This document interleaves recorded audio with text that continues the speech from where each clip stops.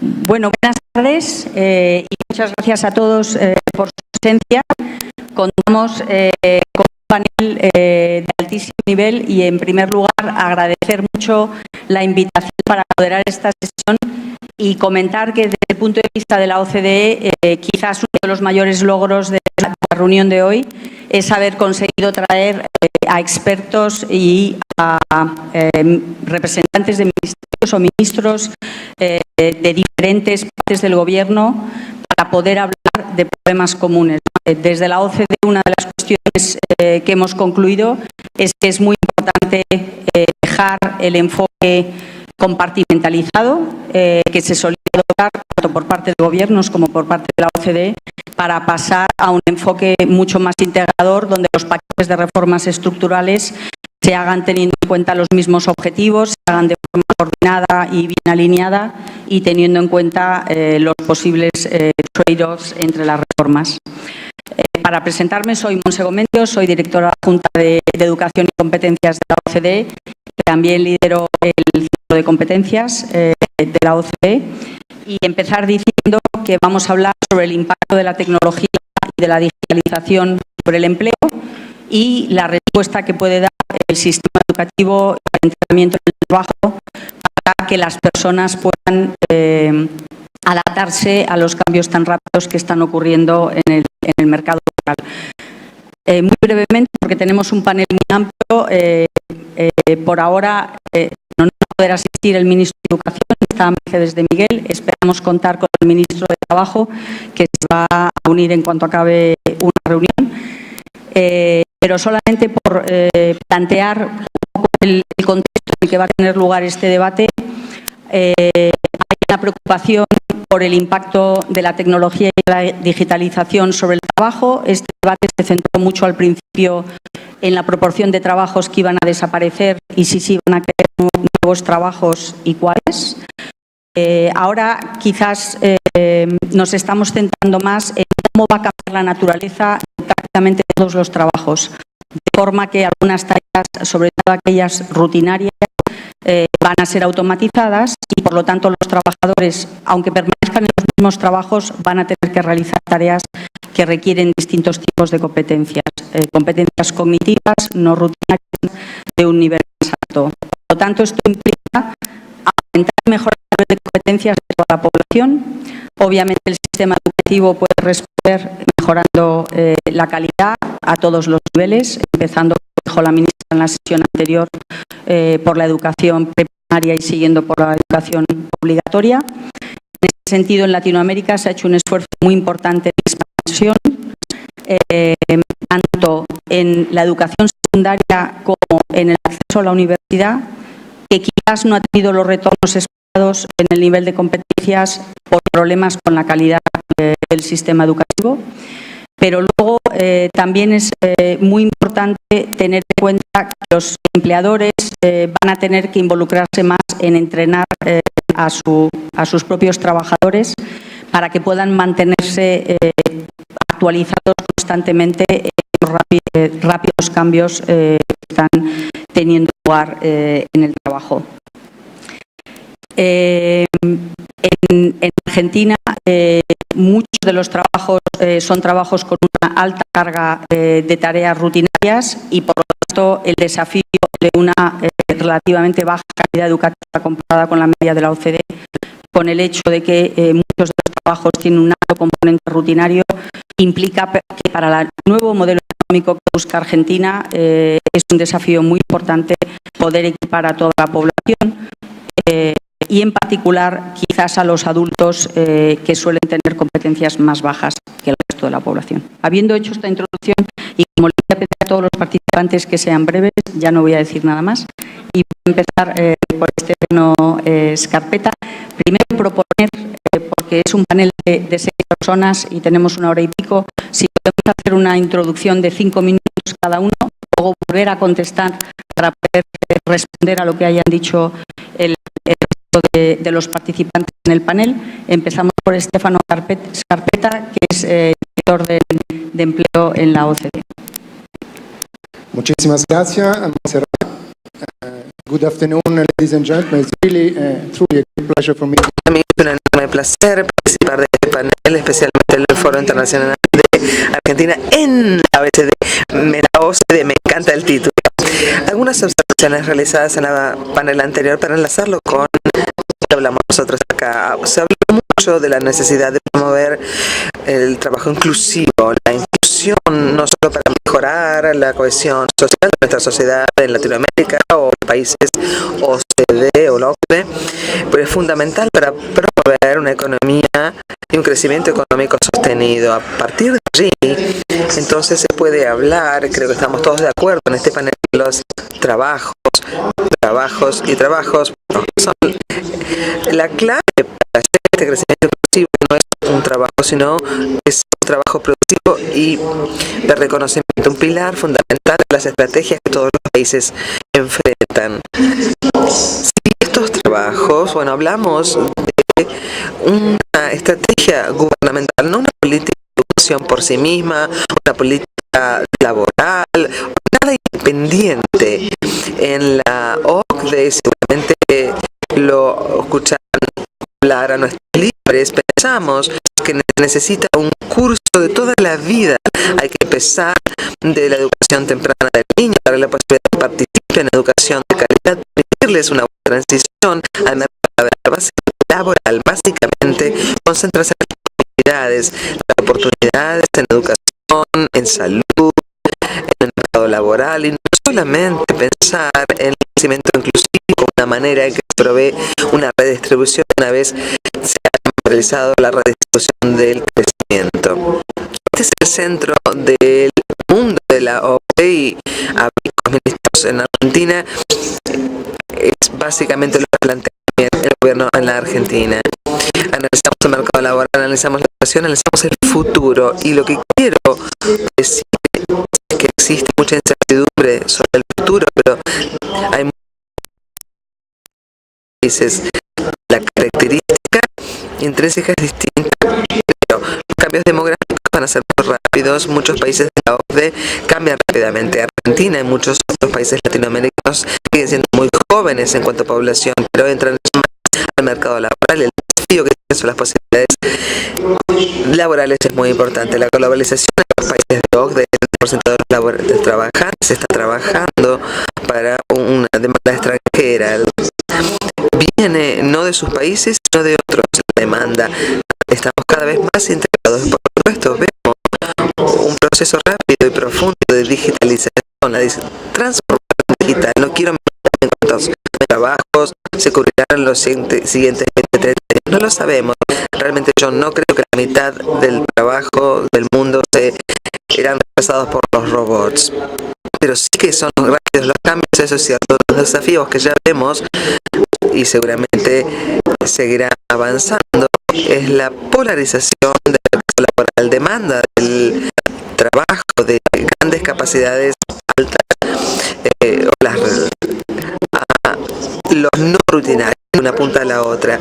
Donde bajan los trabajos es un nivel intermedio de capacidades de vida en las tareas rutinarias. Y Argentina tiene muchas de este tipo. Una gran posibilidad son las polarizaciones, distintas desigualdades en el mercado laboral, con buenos trabajos, o quizás en otro lugar solo hay acceso a determinadas habilidades. Argentina, como otros países latinoamericanos, está ubicado en un alto nivel de inigualdad. Hay muchas posibilidades existentes. El futuro será brillante para muchos, pero no para todos. Pero existen desafíos y riesgos en ese respecto. Brevemente, ¿cuáles son? Si tomamos este enfoque del gobierno, hablamos de habilidades, no educación. Tenemos que tener protección social y políticas de mercado laboral. Unas palabras más antes de dar. Respecto a las habilidades, hay que hablar mejor entre el Ministro de Educación, el Ministerio de Trabajo.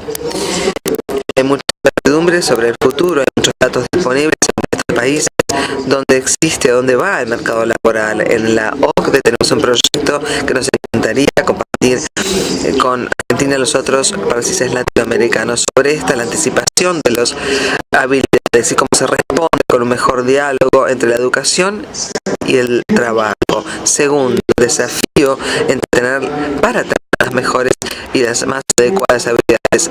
Digo yo que los mayores desafíos es ayudar a aquellos que en el mercado laboral a capacitarse y adquirir las habilidades que el mercado requiere. Se habla incluso en la OCDE del 50%, 50% de que tienen cero capacidades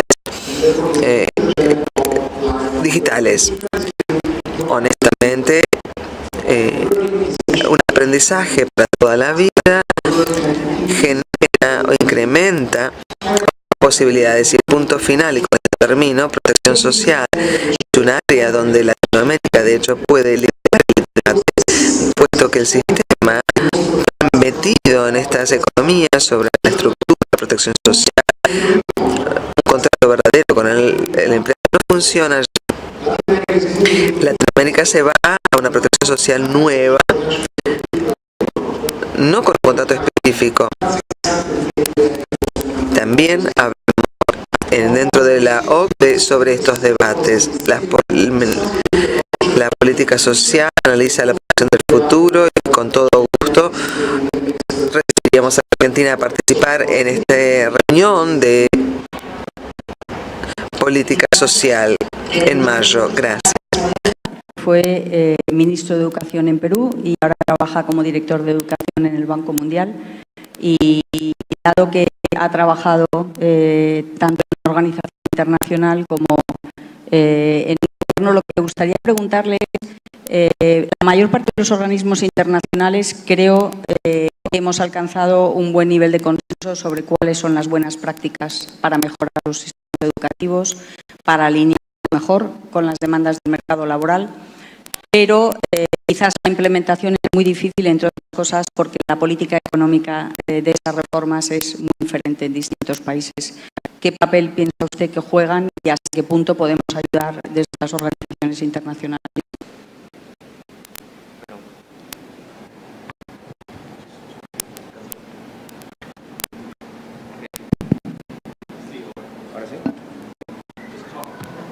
Okay, perfecto.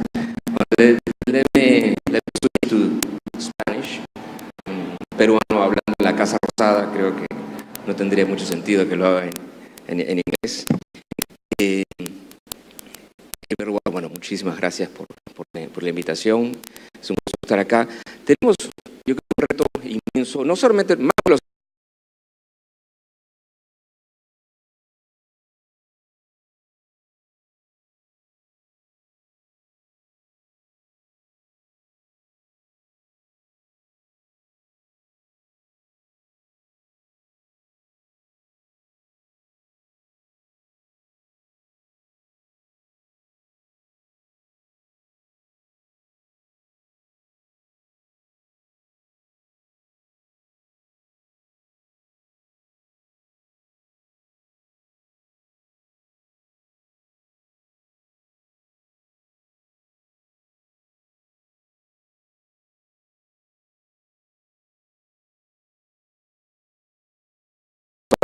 países de ingreso bajo han podido cubrir la primaria, todavía tenemos retos en la secundaria. El problema es que los chicos van a la escuela pero no necesariamente aprenden. Y los datos que tenemos, por ejemplo, para América Latina, es que solamente, digamos, en promedio, el 30% de los chicos tienen las competencias básicas en matemáticas que deben tener en la primaria. Y solamente el 50% de los chicos aprenden a leer. Entonces, ¿cómo vamos a preparar a los chicos para los trabajos del futuro si tenemos que 70% no tienen las competencias matemáticas fundamentales y la mitad no entiende lo que lee?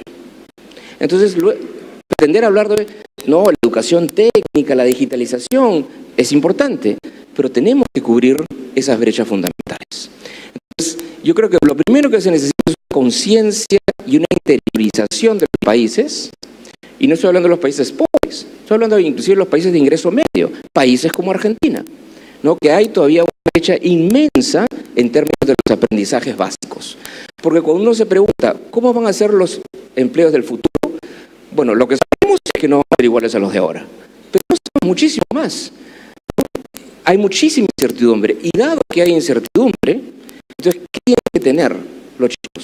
Tienen que tener los aprendizajes fundamentales y tienen que tener la capacidad de aprender permanentemente.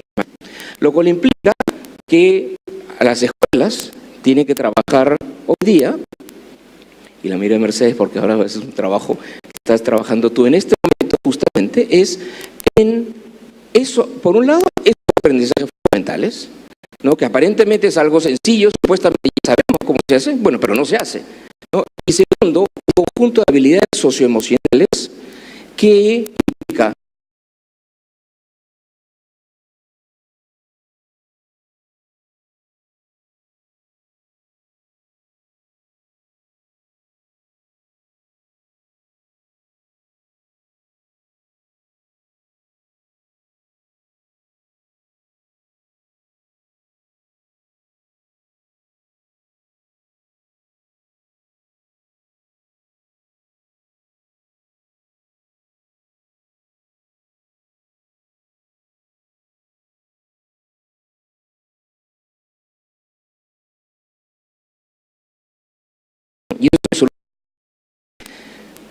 yo trato de no usar la frase buenas prácticas, porque lo que es útil en un país o es la manera de implementar las cosas en un país puede no necesariamente la correcta en otro.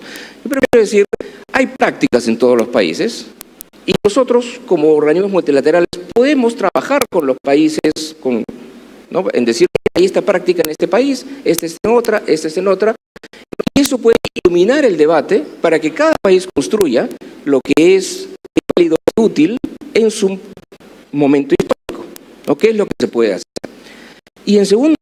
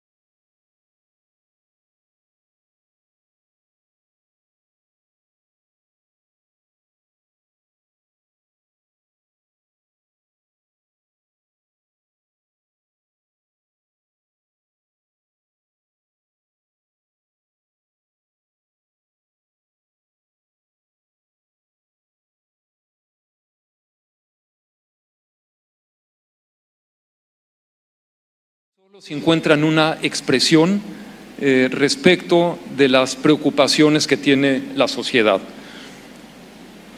En México ha habido una insatisfacción muy grande por la baja calidad de la educación básica, también por el hecho de que grupos grandes de la población han tenido accesos a servicios muy precarios, apenas están escolarizados, pero no aprenden mucho, no aprenden casi nada. Entonces, esa preocupación se ha podido, afortunadamente, llevar de manera progresiva hacia políticas educativas relativamente consensadas y sólidas.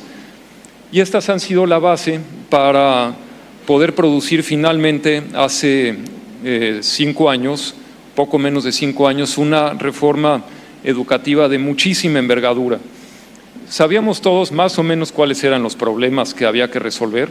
La OCDE nos ayudó a entender algunos de esos problemas mejor. El Banco Mundial también ha participado en algunos ejercicios de esos de manera muy relevante.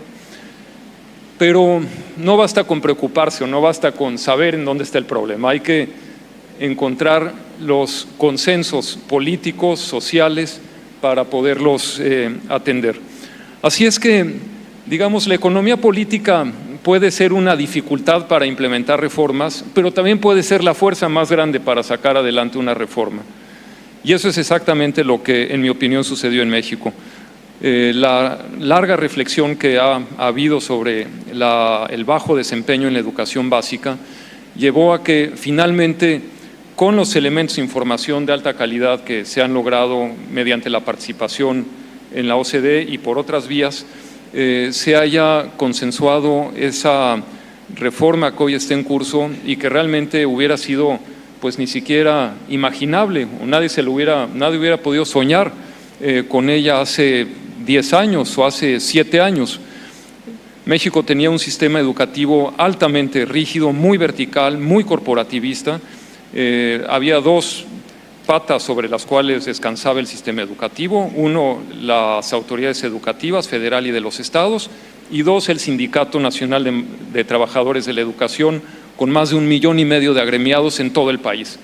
Entonces, ¿cómo terminar con esa organización corporativista, vertical, altísimamente prescriptiva, que era útil para simplemente poner escuelas que reproducían prácticas de bajo aprendizaje a lo largo de todo el país, pero que eran absolutamente disfuncionales para lograr aprendizajes básicos de mayor calidad y, por supuesto, sobre esa base, las capacidades del siglo XXI.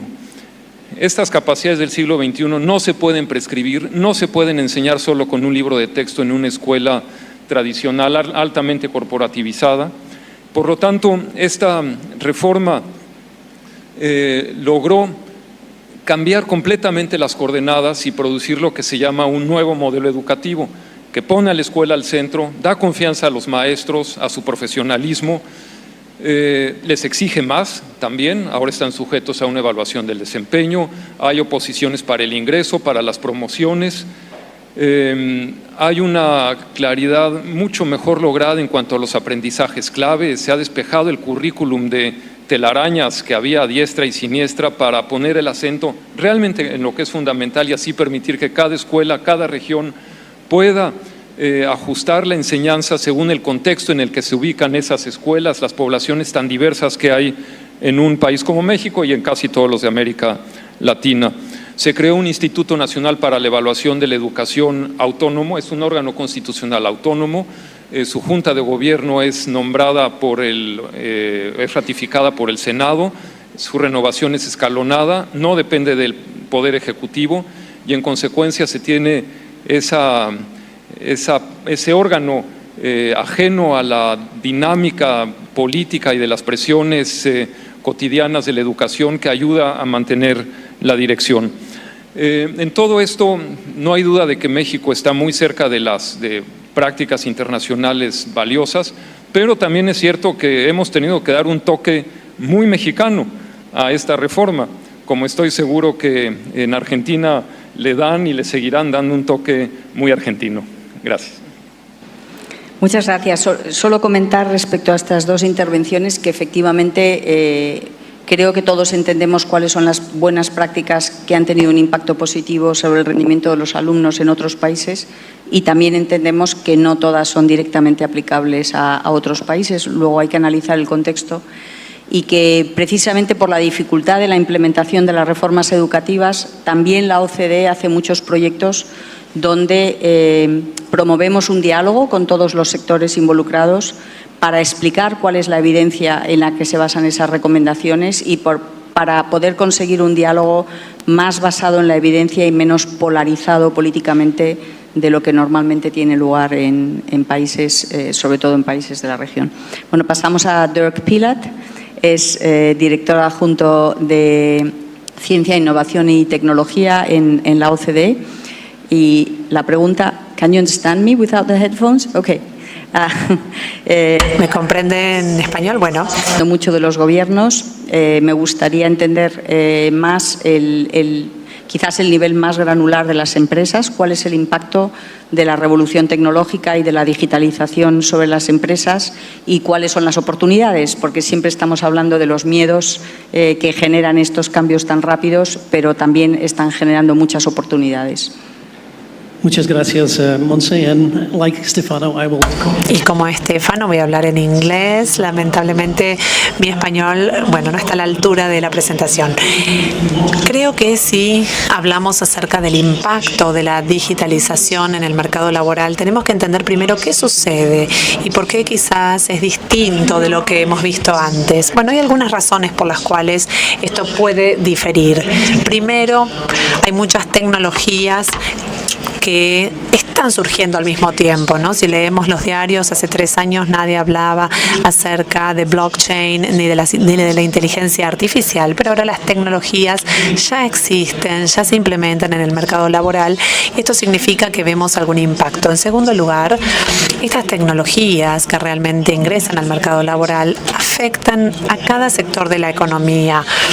Bueno, enfrentamos el cambio digital, ha comenzado ya en los 80, en los 90, con grandes impactos en los servicios, en el sector minorista, pero ahora también vemos que sucede en la salud, en la educación, en el gobierno, en el transporte, en cada sector de la economía vemos el impacto. La escala, el alcance es realmente amplio y está surgiendo rápidamente. Creo que esta es una de las razones por las cuales vemos algo más de preocupación en el mercado laboral, en cuanto a la educación y a las habilidades más que antes, porque estas cosas están surgiendo rápidamente y en todas partes.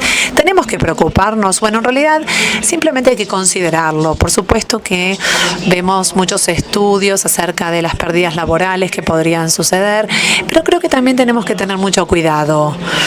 Hemos trabajado en la OCDE analizando no tanto el trabajo, sino más bien las tareas. ¿Qué tipo de tareas podrán automatizarse? ¿Cuáles son esos trabajos o tareas que podrán cambiar?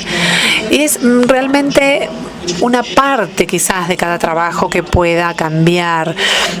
Los trabajos van a verse complementados por la tecnología. Obviamente sí, vamos a ver más exigencia por parte del mercado para que las personas asuman estos cambios. Creo que la velocidad, el alcance y la escala son 3 conceptos clave respecto de la diferencia de lo que vemos en la actualidad comparado con el pasado. Y tenemos que ver un poco cuáles son los sectores y las regiones. Si hablamos acerca del mercado laboral en general, a veces ignoramos que también hay impactos más bien regionales, muy específicos de ciertas industrias, de ciertos trabajos, de ciertas fábricas, por así decirlo, que generarán un impacto a nivel regional, generando problemas en los mercados laborales. Se van a perder trabajos en alguna parte del país y eso tiene que ver con que el mercado esté preparado para lidiar con esa situación. Y luego tiene que ver con qué grupo de personas se verán afectados por la automatización que ya empezamos a ver. Hicimos un estudio muy reciente de lo que tiene que ver con el Foro del Transporte Internacional, en donde analizaron justamente el transporte y qué sucedería si empezamos a ver automatización en el sector de los fletes.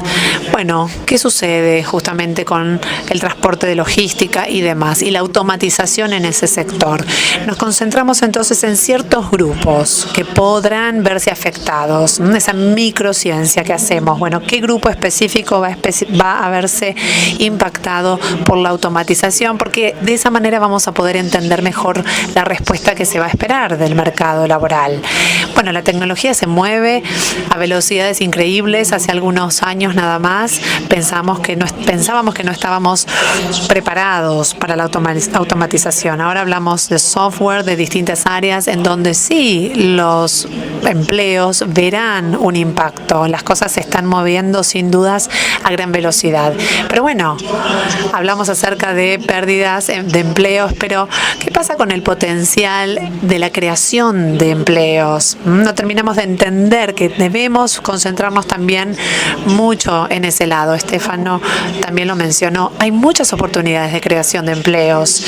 Hace algunas semanas en el Buró de Estadísticas de Estados Unidos indicaron justamente las proyecciones de creación laboral y pérdida laboral. Y bueno, han mostrado proyecciones muy específicas a donde esperan justamente mayor creación de empleos con tecnologías que vienen a complementar muchas veces los empleos. Y hay muchos beneficios en esa área. Pensemos en la salud. ¿Estamos mejor con un cirujano robot o que pueda complementar justamente una cirugía? ¿Qué sucede? ¿Cómo lo podremos llegar a analizar? Ese uso de la tecnología para asistir en técnicas específicas. Si tenemos esa tecnología correcta para que pueda mejorar el trabajo laboral y mejores empleos, para avanzar en definitiva. Hay muchas oportunidades y creo que lo tenemos que tratar de pensar en términos equilibrados. No solamente en las pérdidas, sino también en la creación de empleos. Y el último punto tiene que ver, y esto tiene también un poco en línea con lo que dijo Estefano. Vemos en los países que si podemos conectar a las personas con las tecnologías, creamos nuevas oportunidades. Bueno, estuvimos en Tailandia en agosto, en donde el gobierno está conectando justamente a las comunidades remotas, más distantes, con internet, con fibra óptica, para darles a ellos también nuevas oportunidades, para incluirlos en las nuevas oportunidades laborales y económicas. Así que sí hay cosas que podemos analizar para tratar de empujar hacia adelante la agenda.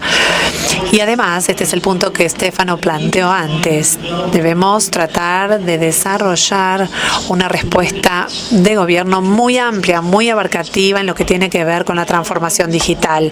No solamente podemos o debemos responder analizando las políticas de competencias, de educación, sino ampliar un poco todas las políticas para garantizar que esto es una oportunidad que debemos capitalizar y que realmente se presenta como un gran reto para el mercado laboral.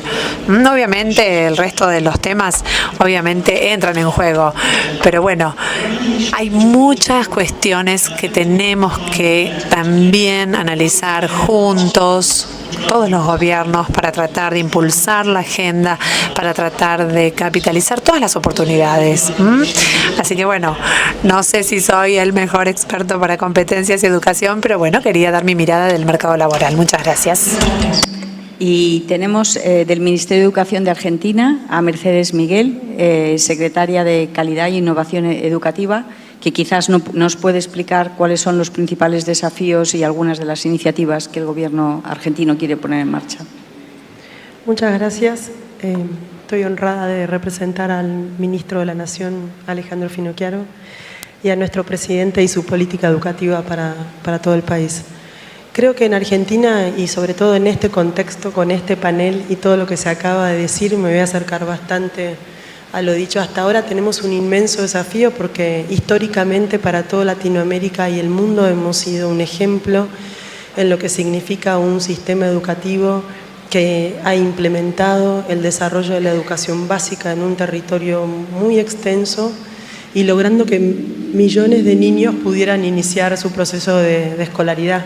Con lo cual no tenemos un problema hoy de cantidad de niños que asisten a la escuela. Históricamente tuvimos datos estadísticos que nos han posicionado en los primeros lugares. Creo que nuestro enorme desafío tiene que ver con poder acelerar el proceso de acercarnos a la realidad y al contexto en el que quedaron inmersas esas escuelas. Cuando hablamos de escuelas, hablamos de sistema educativo, de comunidad, de padres, de supervisores, de directores, de docentes.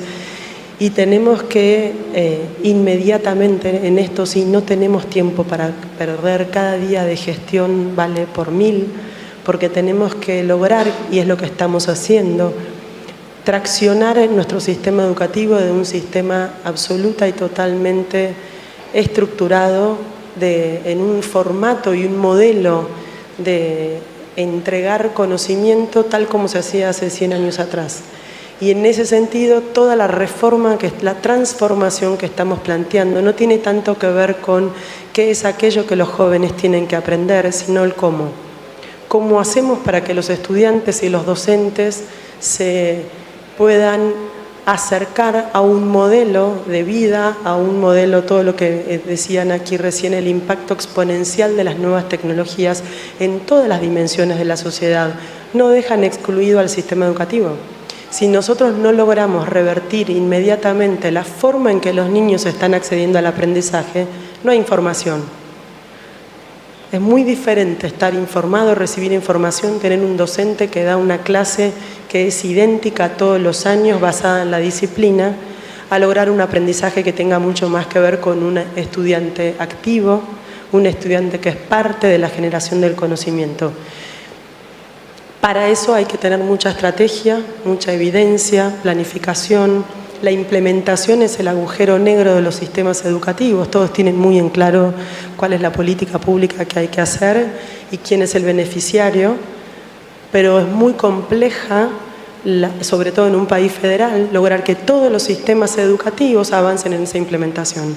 En ese sentido, el año pasado creamos desde la Secretaría de Innovación y Calidad Educativa la Escuela de Gobierno para la Política Educativa, que es generar capacidad instalada y formación técnica para todos los equipos de los ministerios para que puedan traccionar las transformaciones que necesitamos. Y otro punto importante, que es siempre un pedido de nuestro presidente, es que podamos trabajar todos los ministerios en equipo, y creemos que el desafío de la innovación en la política educativa no es exclusiva del Ministerio de Educación. Estamos convencidos de que la política educativa es la política pública más potente para transformar la realidad de nuestro país, nuestra sociedad, nuestro nivel de productividad y de crecimiento económico y social y cultural, por supuesto. En ese sentido, el trabajo junto con el Ministerio de Trabajo es fundamental, lo estamos haciendo, definiendo cuáles son aquellas competencias, capacidades necesarias para que el desarrollo productivo pueda obtener los recursos humanos que necesita. Hoy hay una brecha inmensa entre lo que están demandando en el sector productivo y lo que está generando el sector educativo. El sistema educativo empezó a tener conversaciones que en Argentina es toda una novedad, porque la política educativa estaba mucho más pegada a una política de desarrollo social y era muy mal visto hablar de política educativa como una política que tracciona el crecimiento y el desarrollo productivo, económico, cultural y social de nuestro país. En ese sentido, estamos trabajando con el Ministerio de Trabajo, con el Ministerio de Desarrollo Social, y empezar a pensar políticas públicas integradas.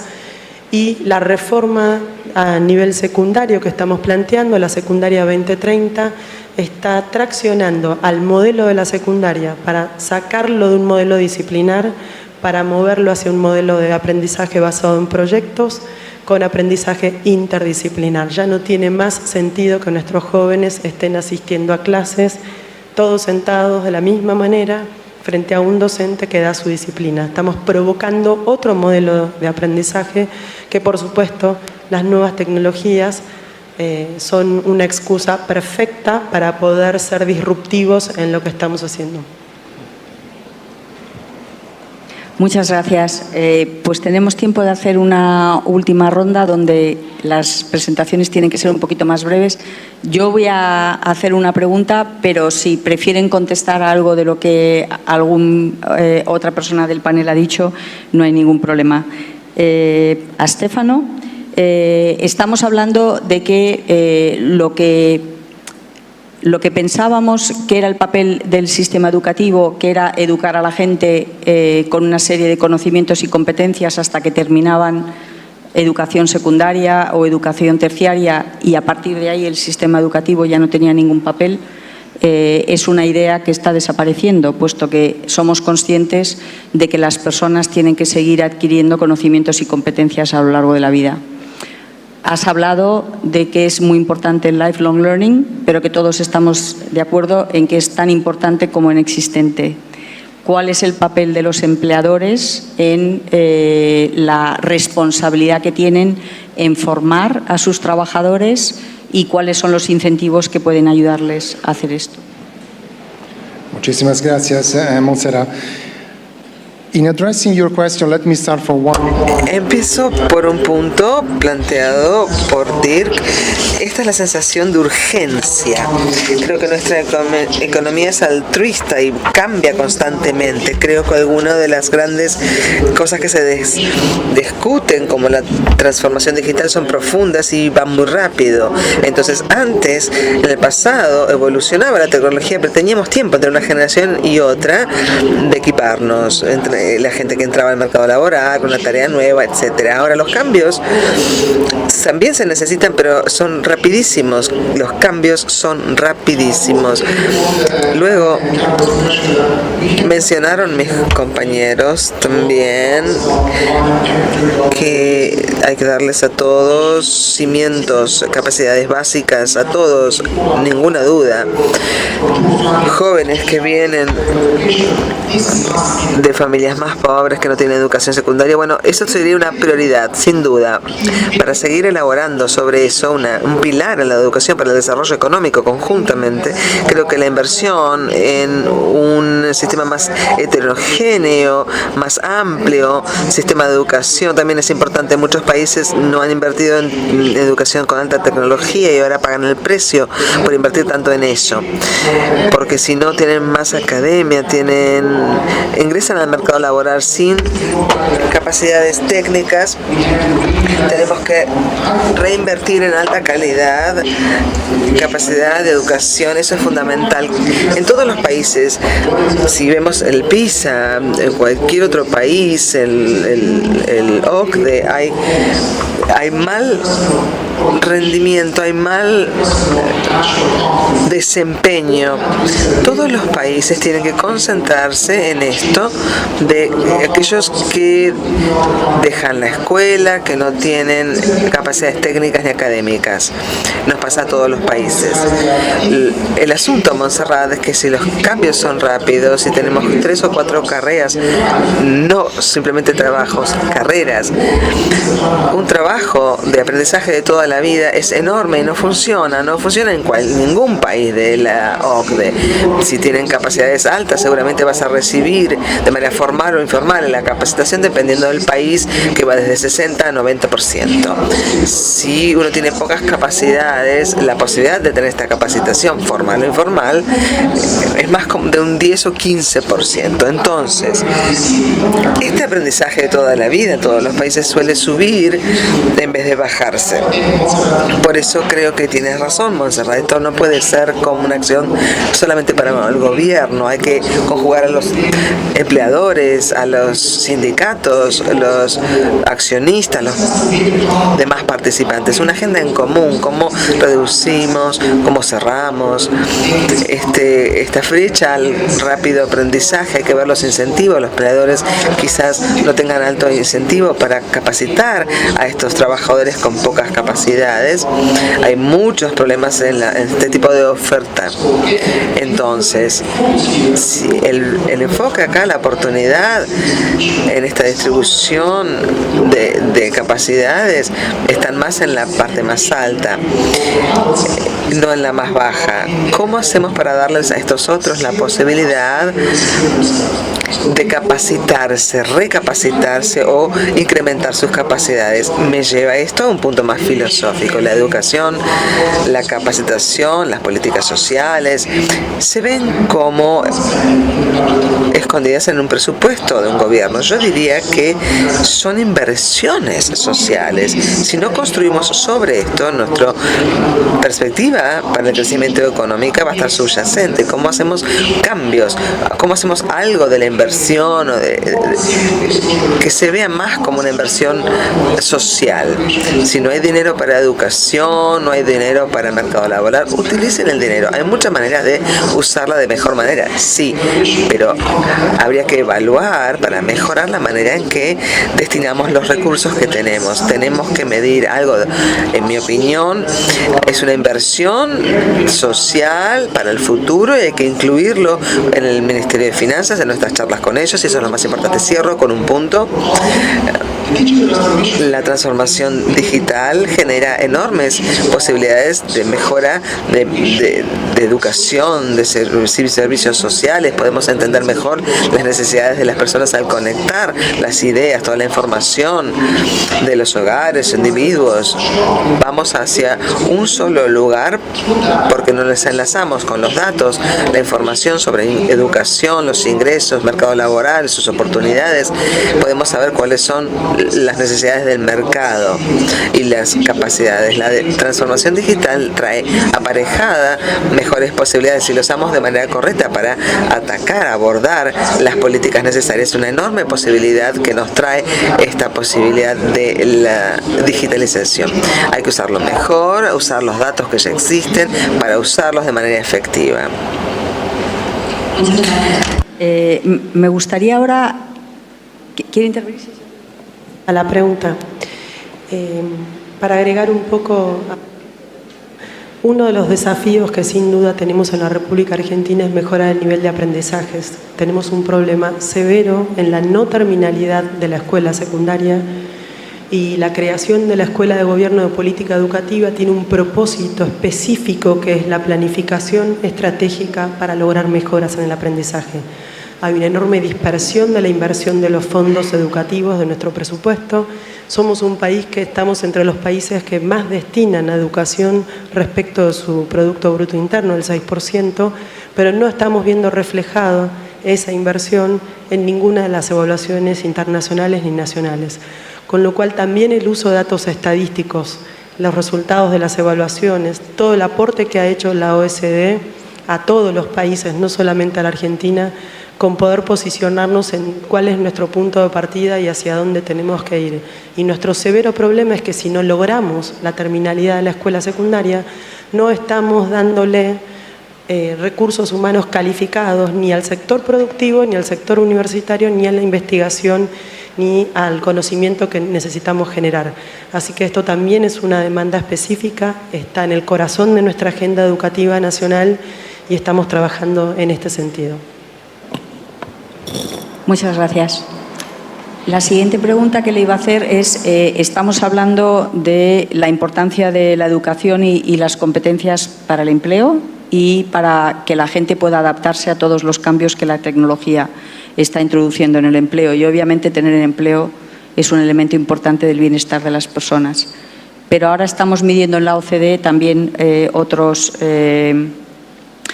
variables que tienen que ver con el bienestar de las personas y sabemos que las personas que tienen un mayor nivel de conocimiento y competencias también tienen mejor salud, también confían más en los demás, también confían más en las instituciones y en sus gobiernos y también se sienten más partícipes en sociedades democráticas que también son cada vez más complejas y que plantean temas de cada vez mayor complejidad para sus ciudadanos, ¿no?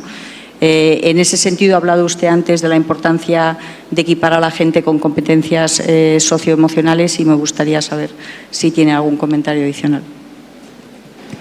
Mira, yo creo que en general tenemos que, tanto los países de ingreso medio, los países pobres, los países que aspiran a entrar a la OECD y países que todavía tienen retos grandes, ¿no? como México, como Argentina, tenemos que, y algunos ya lo están haciendo, realmente tomar en serio la inversión en capital humano, incluyendo las competencias fundamentales, incluyendo lifelong learning, incluyendo las competencias socioemocionales.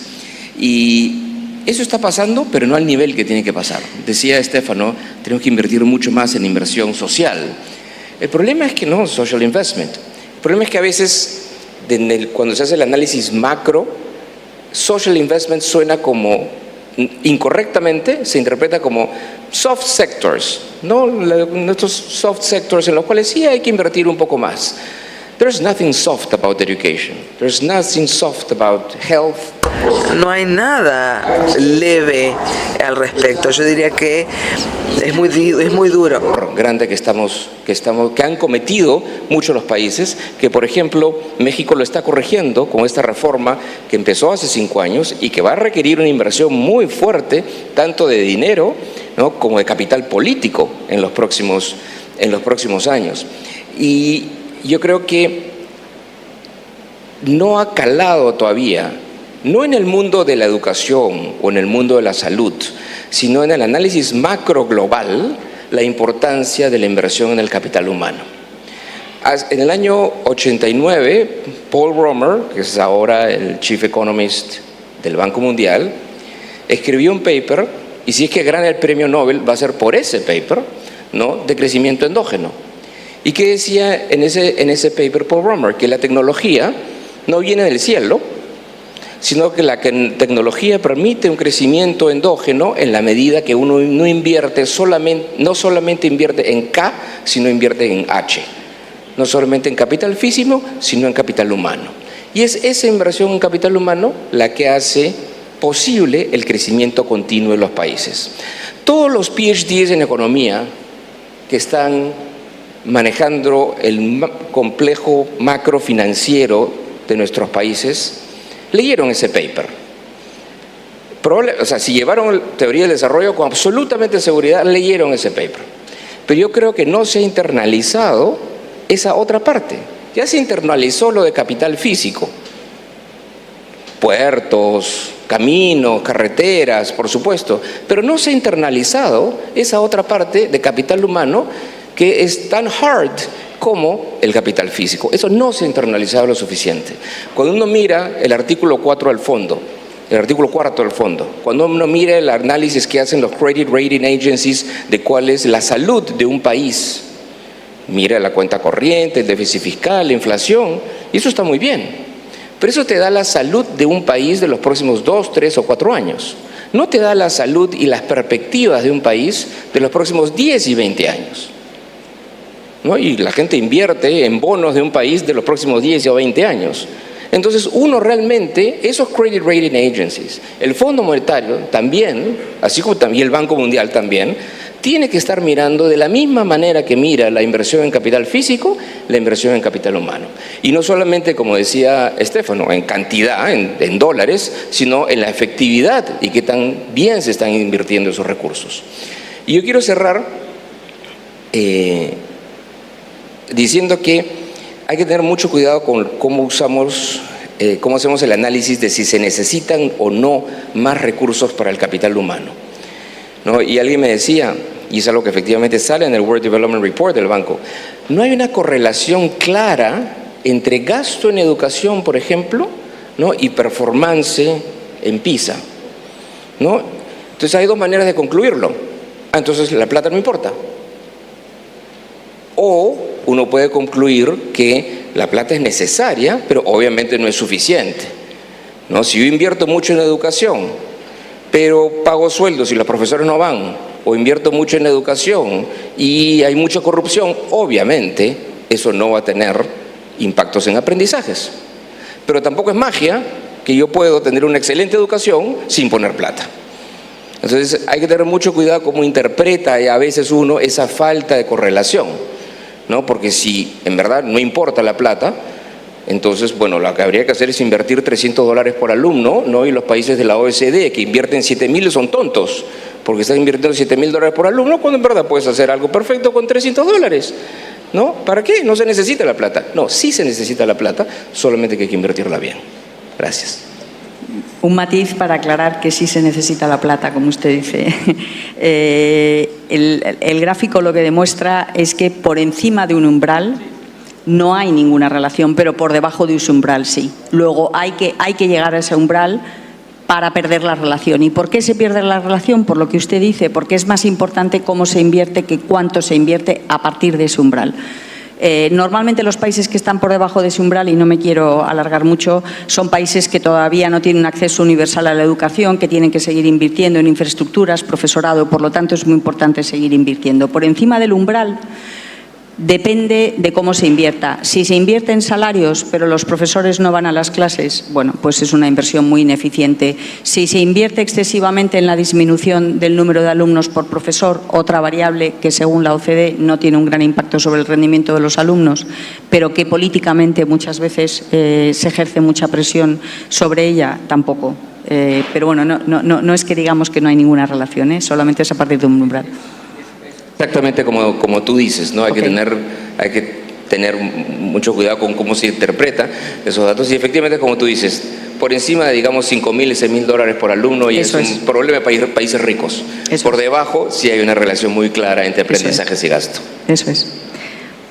Voy a hacer una pregunta común porque hemos hablado mucho del impacto de la tecnología sobre el empleo, de la necesidad de equipar a la gente con mayores competencias y de cómo tiene que responder el sistema educativo, pero hemos hablado muy poco del impacto de la tecnología sobre el sistema educativo y de cómo puede ayudar o no. En la OCDE tenemos un estudio que resultó bastante controvertido porque encontramos que en los países donde los gobiernos han hecho un esfuerzo enorme en repartir tablets y ordenadores en las escuelas, pero sin hacer un programa integrado de formación del profesorado para poder ayudar al profesorado a entender cómo podían mejorar la metodología del aprendizaje gracias a la tecnología, esa inversión no ha tenido ningún impacto sobre el rendimiento. Ese es otro ejemplo de inversión ineficiente, ¿no? Entonces, ¿para qué puede servir la tecnología? Porque lo que creemos es que es un error pensar que la tecnología es un atajo para evitar formar a los docentes y para poder sustituir a un docente con bajo nivel de competencias por un equipamiento en el aula. Eso obviamente no ha funcionado, pero ¿cuál puede ser el uso de la tecnología en las escuelas? ¿Cuál puede ser el uso de la tecnología en universidades? ¿Cuál es el resultado de los MOOCs o en el mundo de la ciencia y de la innovación? Yo respondo. Respondo con gusto esa pregunta. Puede tirarse el dinero con gran facilidad y se ha tirado dinero a raudales, pero eso no quiere decir que no haya no solamente ventajas en usar la tecnología para la educación, sino que sea una herramienta, yo creo que indispensable, para formar las capacidades del siglo XXI. ¿Cómo se puede producir eso? Primero, entre los alumnos me parece que eso puede ser relativamente más claro. Una capacidad básica, una competencia esencial que se debe formar en la educación básica y que es necesaria para cualquier posibilidad de aprendizaje posterior y que se practica en aprendizajes posteriores es la competencia TIC. La competencia de tecnologías de información y comunicaciones. Esa competencia no significa saber encender o apagar la laptop o la tablet que el gobierno le dio al alumno. Eso no sirve de nada. Esa competencia en realidad es muy compleja y sintetiza en buena medida una serie de logros que deben obtenerse en el sistema educativo. Pasa primero por poderse preguntar lo que es relevante para el alumno o las personas que están en la escuela. ¿Por qué mirar A, B, C y no D? Una vez que solamente hacerse esa pregunta ya tiene una gracia, implica formarse una idea del mundo, tener una idea de dónde está uno parado. Segundo, hay que poder hacer las preguntas indicadas, es decir, ¿qué quiero averiguar sobre esa parte del mundo? Luego, buscar la información de manera inteligente. Esa información está en la red. Ese ya es un uso directo de las tecnologías. Acopiar esa información, ordenarla, analizarla. Todo eso implica capacidades cognitivas tradicionales, lectura, pensamiento lógico, una dimensión de lo social, de lo natural, pero también implica el uso de las tecnologías para potenciar el manejo, primero buscar y después manejar esa información y después darle sentido a esa información al contrastarla con otros elementos de información o datos que se pueden obtener con las mismas redes. Luego hay que comunicar esa información. No se comunica directo desde la máquina, hay una interacción entre el sujeto que está aprendiendo y la máquina y las demás personas con las que se va a compartir esa información. Puede ser verbal o puede ser por la vía de las mismas tecnologías. Y después el debate que se produce para generar otra vez conocimiento. Todo eso es una competencia por excelencia del siglo XXI que solo se puede desarrollar en su plena expresión si las tecnologías se utilizan para ese fin. El segundo campo en el que creo que esto es muy esencial tiene que ver con los profesores. Típicamente hemos considerado, por lo menos en mi país y supongo que en otros también, que la formación de los profesores pasa o significa llevarlos a un curso y a otro curso y ponerles un rosario de 3,000 cursos a ver cuál eligen, cuál les gusta y después dar por supuesto que con eso van a poder transformar la enseñanza. Eso está desterrado, está demostrado que no sirve. En consecuencia, ¿qué puede servir a la enseñanza de un maestro o para mejorar la enseñanza que hace un maestro? Yo creo que es la confrontación con su práctica pedagógica cotidiana. ¿A quiénes voy a enseñar? ¿Qué voy a enseñar? ¿Cómo voy a enseñar? ¿Qué hago frente al grupo? ¿Cómo evalúo mi trabajo frente al grupo? Y así producir un ciclo de aprendizaje continuo ligado a la pedagogía, ligado a la práctica cotidiana frente a los alumnos. Si a un maestro se le deja solo a que resuelva esa tarea, garantizado que no va a ir muy lejos, o serán pocos los que puedan ir muy lejos. En consecuencia, se requiere de apoyos diversos que desde luego tienen una dimensión humana. Debe haber personas que participen con esos maestros para apoyarlos en sus escuelas, en su enseñanza, pero también la tecnología se vuelve clave. Se vuelve clave porque es extraordinaria la cantidad de recursos para el aprendizaje que se pueden poner al servicio de los maestros de manera ordenada, sistematizada, para que ellos busquen, pero en función de un proyecto pedagógico, no en función de un curso que a alguien se le ocurrió inventar por allá. Entonces, si un maestro aprende o se desarrolla en la escuela de esta manera, confrontado a su proyecto pedagógico, a sus alumnos, a su contexto, con los recursos de la tecnología, ese maestro naturalmente se convierte en un usuario de tecnologías y en un gran beneficiario de las tecnologías para mejorar su enseñanza. Puede entonces él mismo compartir sus experiencias exitosas con otros maestros en una red que se puede crear por él mismo o que pueda ser facilitada por alguien más. Y tenemos entonces otro caso increíblemente útil y para demostrar el significado que pueden tener las tecnologías en la enseñanza. Yo mencioné estos dos porque a mí en lo personal me llaman la atención. Estoy seguro que otros tendrán otras ideas que complementarían esto, pero no puede ya concebirse la educación del siglo XXI sin el apoyo de las tecnologías, por el tipo de capacidades y el tipo de acompañamiento que requieren maestros y escuelas.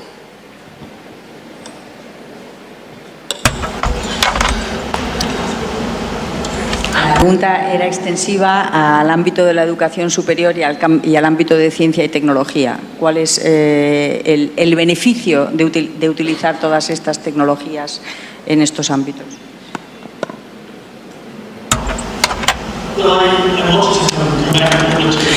Bueno, quisiera volver también a la pregunta anterior, porque creo que en muchos casos tenemos una idea un tanto naive de que damos la tecnología y automáticamente las cosas van a cambiar.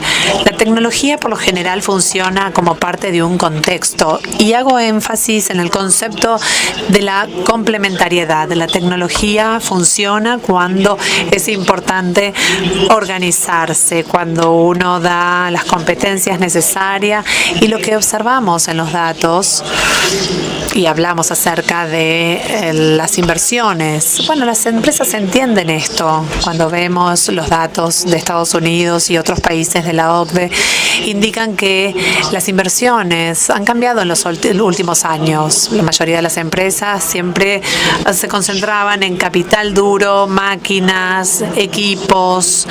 Ahora el dinero va a investigación y desarrollo, a software, a datos y a elementos que cambian las habilidades, porque ya saben dónde es que pueden marcar una diferencia, porque ya saben que el impacto real viene de allí, ya no viene de tener máquinas y equipos, viene de la inversión soft, como la llamamos.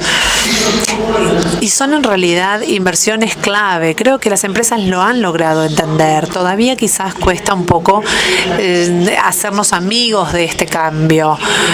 Se han cambiado obviamente muchas cosas y a nivel políticas todavía nos cuesta. ¿Qué tan importante es el capital humano para asumir estos cambios?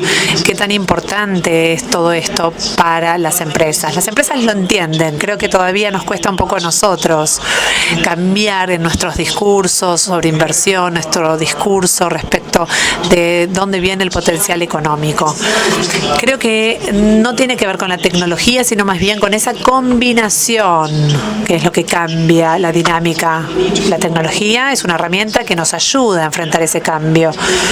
Pero bueno, esto me lleva sin dudas a lo que estuvimos hablando antes, la necesidad de un abordaje más amplio para todo esto, seguir trabajando en conjunto en las regiones. Es difícil, por supuesto, no siempre es sencillo, pero sí creo que hacia allí nos tenemos que dirigir. Allí estarán los beneficios si trabajamos en conjunto, tratando de entender mejor cómo funciona todo esto, hacia dónde se dirige la tecnología. Hay muchísimas oportunidades, sin dudas. Muchas de esas oportunidades se están analizando en ciencia y tecnología, sin dudas, el gran potencial, insisto, con el sector de la salud, grandes oportunidades para mejorar la salud, para lograr nuevas soluciones, pero tenemos que hacerlo juntos, encararlo juntos desde todas las áreas.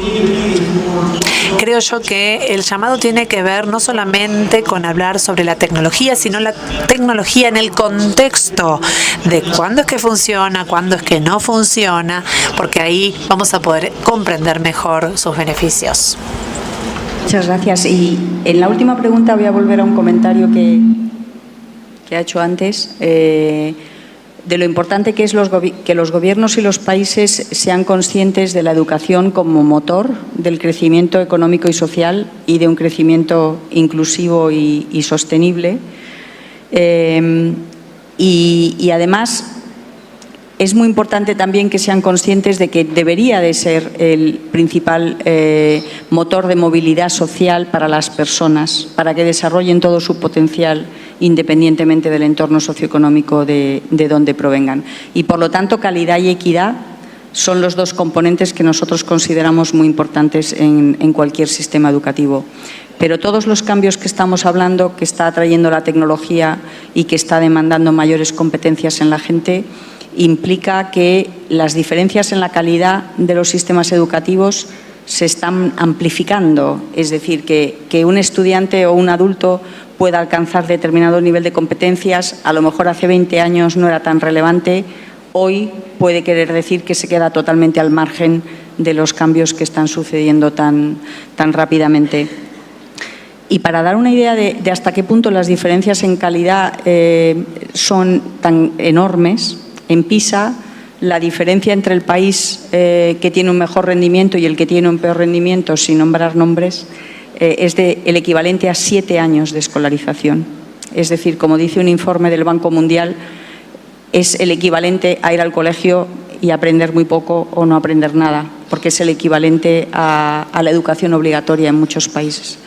Según nuestra encuesta de la población adulta, PIAC, en los países con un sistema educativo de baja calidad, un graduado universitario tiene un nivel de competencias menor que un estudiante que solo ha acabado secundaria en un país con un nivel educativo de calidad.